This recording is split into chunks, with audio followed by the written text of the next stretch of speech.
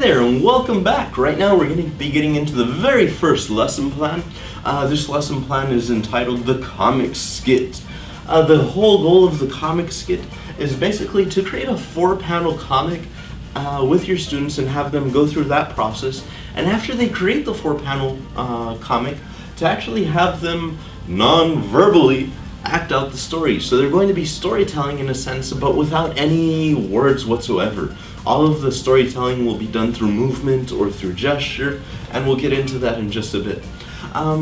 So the idea here, and this is a key concept, one that I'll probably repeat a few more times throughout this video. The whole idea with movement is to take a 2-dimensional idea, a 2-dimensional lesson, and turn it into a 3-dimensional lesson. So we want to take a 2D lesson and turn it into a 3D lesson. Movement is something that allows us to do just that. If I was going to start off with my opening here to the lesson, what I would normally start off with is basically a cross crawl. Cross crawls get into a concept known as brain gym. So the way a cross crawl works, basically taking this elbow to this knee, just like that. So maybe like 1, 2, 3, 4, 5, 6.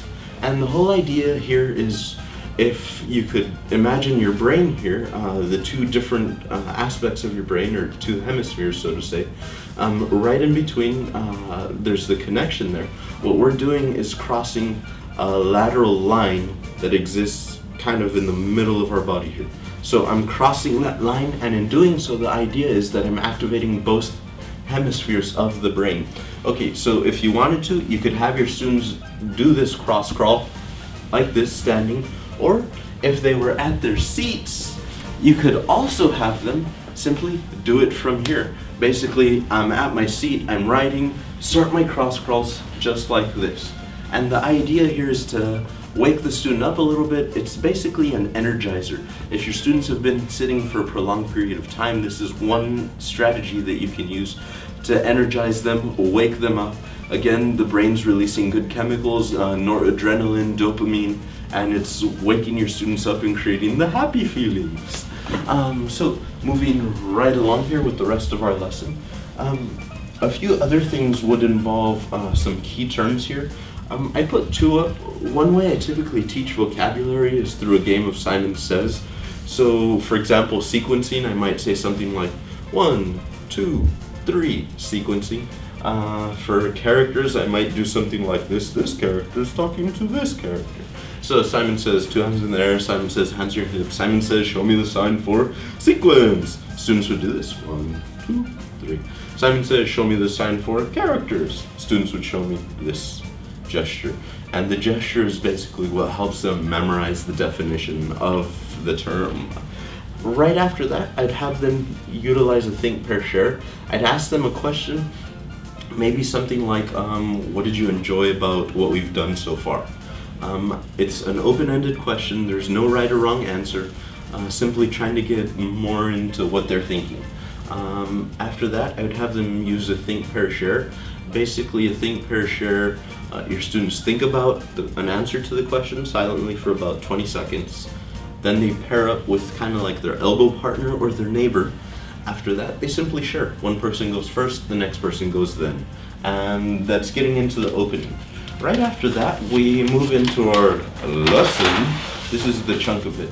I'm going to introduce it here in the form as, say you're reading something in social studies, you're reading something in science, you're reading something in like a literature class or an elementary school class or an elementary grade level. Basically, whatever text you're working with, whatever written word is being read, this idea could apply to it fairly easily for the most part. It would probably work best with a narrative writing. So here goes. I'd start off by saying, okay class, open up to page 200, we're going to be reading this story, and as we're reading the story we're going to use graphic organizer. Here goes the main idea, or the big idea of the story. Around the main idea you want your details. So we'd start off reading the story, regular stuff, typical stuff that's done in every classroom you're reading. From there, using your main idea, coming up with your details. After you finish that, I'd have a short discussion about the whole process in regards to what we've done with the students. From there, I'd simply hand out a white sheet of paper. I'd say, here you go, class, white sheet of paper. Create 2 lines on it so that you have now 4 boxes. The whole idea here is we're getting more into the movement aspect. I would tell the students, okay, you're going to create a short skit, you're going to be working in pairs. There's only one thing. In this short skit, it must be non-verbal, so absolutely no speaking. Everything has to be shown through the form of gesture or movement. At this point in time, I might review with them the concept of a mime. Mimes are very, very efficient as well as effective at telling non-verbal stories. Typical one, I'm in a box. Have your students do this as if they are stuck in the box. And basically move on. From the box, they're simply telling a story that they might be stuck in a box. You could also have them use the pulling a rope idea as if they were miming pulling a rope and maybe turning around like this and continuing with the pulling of the rope. The idea here is to get your students into the notion they are going to tell a story without using words. Moving right along here. So, as we're getting into the closure of the lesson, your students have basically created a 4-panel comic. They've gotten into pairs or groups, however you prefer that, and from there they began to kind of brainstorm how they want to show their comic. Let me backtrack a little bit here for you. It's easier this way. So if this is panel 1, your students are going to act out the first panel, which we would probably call a scene in theater. So they'd act out the first panel or scene, move on to the second, the third, the fourth, and they'd basically tell the story from beginning, middle, to end of whatever they had been working with. After that, before you allow them time to present, what I'd like to review real quickly is the process or the protocol or procedure for having them present the information to the class. Okay, so they've been working, they've been brainstorming, they've practiced it one time on their own. What next? How do you actually get to the performance piece? Okay, so we'll pretend that this, where I'm standing, is the back wall of the classroom, and that is the front of the classroom. Here, as I have my back to the back wall, I'm just kind of in here. Basically, a group comes up, they line up right here, so one student's here, one student's here, one student's here. They're facing everyone in class. Your students are all at their seats. As they're at their seats, the teacher or director in this case would simply say, eyes closed for the class. Class would close their eyes. Actors here on the back wall would simply step away from the back wall. Teacher would say eyes open as if we're closing the curtain and opening the curtain. And from there, your students would simply begin to act out and gesture the story that they had created or written or worked off of from. And from there, that's basically how you get into the performance piece. I'd like to backtrack a little bit here. Before I typically get into performance pieces, I go through a process where I'll have all of the groups ready and situated, and I'll give them about a minute to present it. So, because I know they've practiced and they've put everything in order, basically how they want to go about the process and how they want to present it. Now, what I'd have them do is say, okay, all groups, what I like to do is I grab their attention a certain way. I have this clap, it's kind of like this, the dun, dun, dun, dun, dun, and then the students clap back twice for the dun, dun. What I really like about that idea is it can be modified to just use the mouth, the sound, and it gets students to stop talking fairly quickly. So it sounds something like this. Students would repeat, and at that point they would all reach a state of stillness, and I'd have everyone's attention. I'd say, okay guys, you've been practicing. Right now we're going through our last round. We're going to have one practice round. All groups at the ready. They're all ready. Class is silent.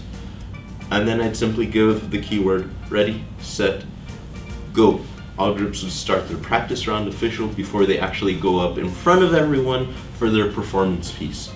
And that's basically how I would have them practice. From the practice, I would move right into the presentation. Okay, you're at the back wall, step forward, class, close your eyes, and move on from there, and give each group ample time to give their presentation. At the end, as a type of closure, I always love to get into reflections, just because I think it helps our students get into a state of metacognition where they are thinking about their thinking. So basically, real quick, ideas to reflect on force, how much energy was used, or what forcefulness or not forcefulness or was utilized throughout the presentation. The timings, how were they utilized? Did they say, okay, I'm going to go first, then you're going to come in? Did they set up their timings like that? And in regards to space, how much space throughout the class did they use? Did they use the entire classroom? Did they use a minimal amount of space? Did it all take place here where you set them up? After that, again, simply, I love to close things up by reviewing the rules. Okay, remember the rules. There were 4 of them. Run through all of those. Discuss the practice round, how that went. Give your students time to reflect. From there, I wanted to talk about one thing, a comic connection. How could you relate all of this to the comic experience itself? So you just went through it, you had your students create a 4-panel comic. Now, how do I relate that to the comic experience? Here's how it works out. Basically, have your students create their comics, they've got their final product done. Now, have them get into small groups and recreate the story and tell it, but through the form of gestures. Again, a non-verbal storytelling. And you want your audience to kind of determine what's going on. And basically, that is the first lesson plan on the comic skit. Thanks again for your attention here, and I'll see you soon with our second installment of the next lesson plan. Thank you very much. See you soon.